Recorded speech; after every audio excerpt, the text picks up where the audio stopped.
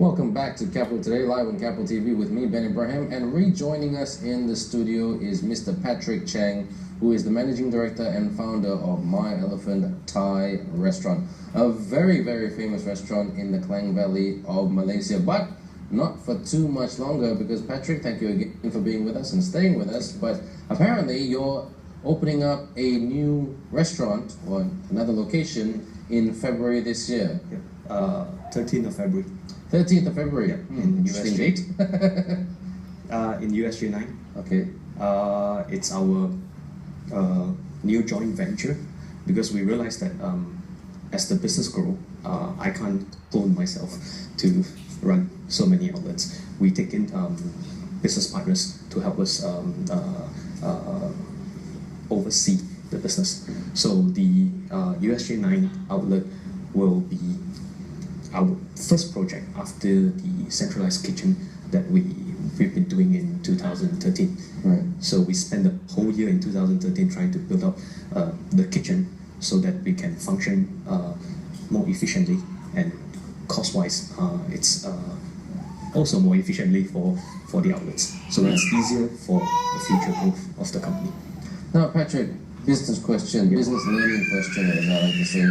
Before one expands to another restaurant, what kind of business factors do you have to consider, and what kind of homework needs to be done before the operation opens up? Okay, can I take my Hatamas outlet for Please, example? we're all about examples. Examples are great, When Patrick. we did Section 17, it was let's go, let's do. We will take challenges as it comes. For Hatamas, we actually spent a little bit more than a year to scout the location and to find the right place and the right business partners to go about to run the place. And also we study the people around. What is their spending habits? How long do they sit in the place when they come in? Because in Section 17, patrons come, they don't spend more than 45 minutes. Sometimes it's 45 minutes to an hour. Whereas in Hatamas, we know that patrons will sometimes tend to sit an hour and a half to 2 hours, kind of thing. So the business model has to be slightly twitched, and the way they spend on things, items, is a different mix, because the population is very mixed in the Hatamas Mount Kiara area compared to the Section 17. So for each outlet, we actually tend to look at what sort of customer base is there and how we can actually be part of that community. That's why USJ 9 is one that we've had in our minds for a while, that this area. So we did our study, and even the location, we are never at the most prime location. Right. We like the idea that we are more family oriented. Yeah, I must say, when I first went to your PJ outlet, I got lost several times. I'm so sorry. No, it's not your fault. But like you said, and because I got lost, and because many other people got lost, we will never forget the journey of Martin at the same time. So that was something that we used it to a positive way. We try to, when people call in to find a place, we can.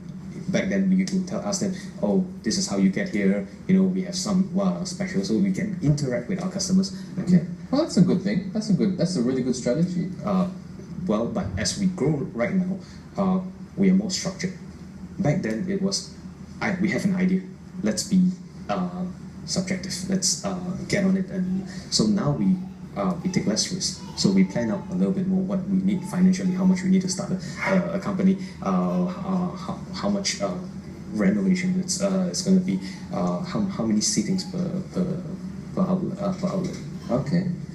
Now, you mentioned earlier that very much you do want to interact with your customers and you do want to talk to them. However, before interacting and talking to them, you studied certain patterns. Now, something like this, many big companies, like many multinational organizations or big organizations, they could hire an AC Nielsen or market research company to do all this. But in the restaurant business, sometimes you don't have that luxury or that financial luxury to such a resource. So how do you do it? How do you do your own market research study? Do you sit in a restaurant, put a stopwatch on, and look at patterns and ratios or whatnot? From our POS system, you get data. Okay. You can even find out at which hour, what sort of customers you are getting, what sort of food they get. So that's statistics that we look into. That's how I know with the top Mampla sales just as well as the green curry comes in. And besides that, back then online we get data as well, because we use social media to promote ourselves. Most of the social media has this kind of data that we can retrieve. So we know what our age group is looking at us, what are our clients, whether they're students or they family members or or working class people that comes in. So we do look at it. Back then we don't look at it as much, but now we have. I like to say we have more help within the company, so we were able to study a bit deeper. Okay. Now, what's your plans in terms of ambition for this new location? Some entrepreneurs, they have very, huge ambitions when they first start in a new outlet. And sometimes because they're too over-ambitious, sometimes, and God forbid it won't happen to you, sometimes they don't achieve their targets. But what's your philosophy? Start small, grow big, or just go big and grow even bigger? Well, I'm not a very big person physically, so the plan is always to start small and grow from there within our capacity. So, like when you say capacity, resources, and even as if you can get, even if you have the money to grow, you don't want to take too much risk. Right now, it's no longer, I can go back to my day job. It's no longer, yes, let's do this anymore. Let's be more careful. We don't want to see this fail. This is something that we love, and we want to continue doing this for as long as we can. And growing means that you have to be safer. I keep going back to my centralized kitchen. That's one of the reasons why successful case study, isn't it? We want to make sure that all our food quality is the same, and also safe.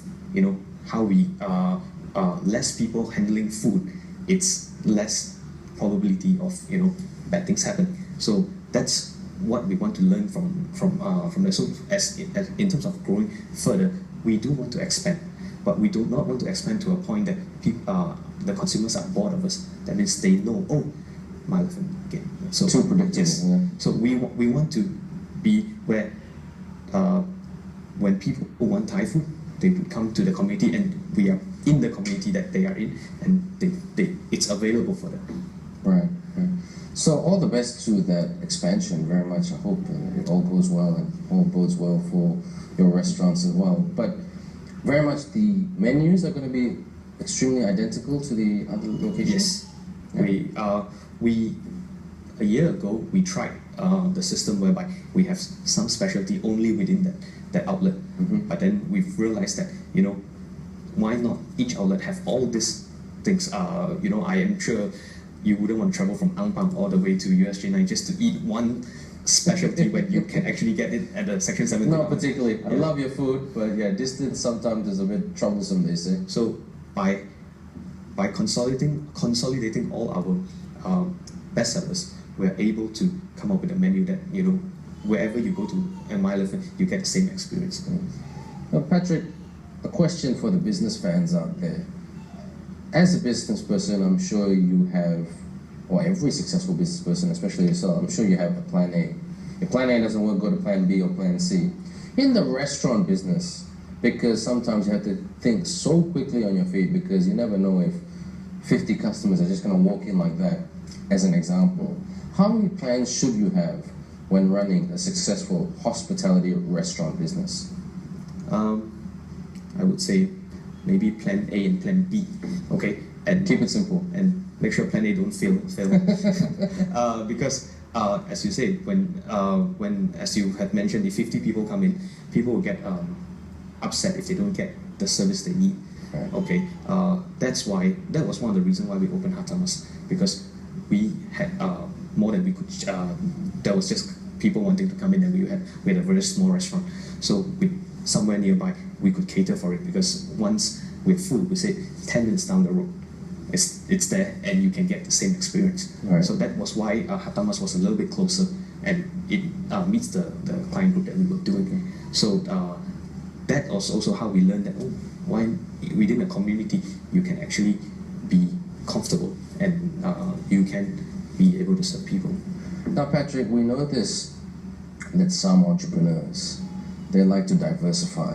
If they're in banking, they might go to insurance as a sub-business, and then they might go into sports as another, and so forth and so forth.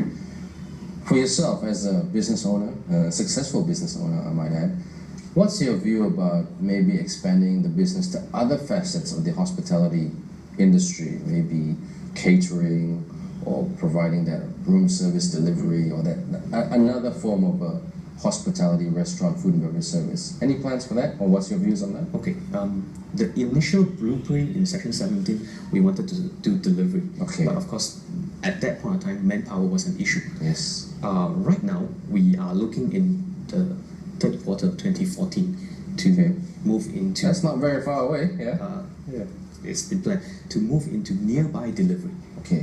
So that within the location. Within the location. Okay. So we will be able to tap into a familiar market, but it's something new, but it's still familiar. We're still doing Thai food. We're not going into another genre altogether. So we are looking into how this will help us as well as the community as a whole. Yes, delivery is in our plans for the third quarter of this year.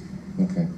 Well, Patrick, thank you very much for your time and your very busy schedule and coming onto our show and sharing with us about the MyElephant experience, and all the best for your February the 13th launch. I'm sure it'll go very, very well, and God willing that many, many customers will walk through your doors, not just this year, but every day, 365 days of the year, every year. Thank you once again. Thank you, man. We've spoken to Patrick Cheng, everybody, who is the founder and managing director of MyElephant Thai Restaurant. If you haven't had a taste of MyElephant Thai Restaurant, well, please go on down, because from a personal experience, the service and the food is absolutely fantastic. We're just going to take a very short commercial break, but when we come back, more business news to share with you on Capital Today. Don't go away, we'll see you soon.